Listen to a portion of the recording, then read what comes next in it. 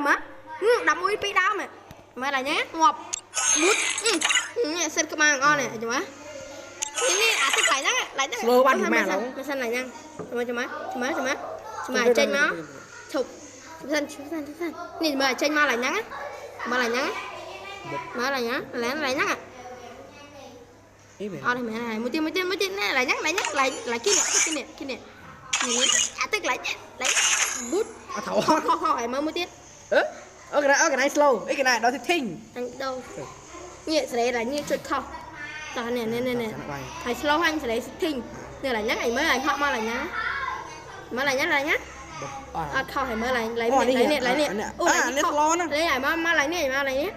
học sao bảy mới đọc mới lại nè ta cái mà kia nè hả má nè nè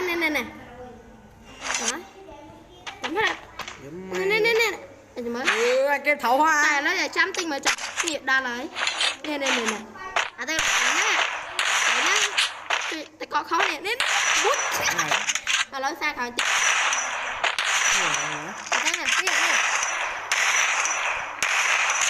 các bạn cho bạn mà nó mà cho các bạn tolong kau perempal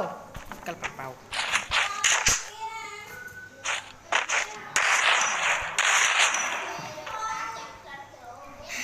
pada fitri betul nggak orang mengikuti hak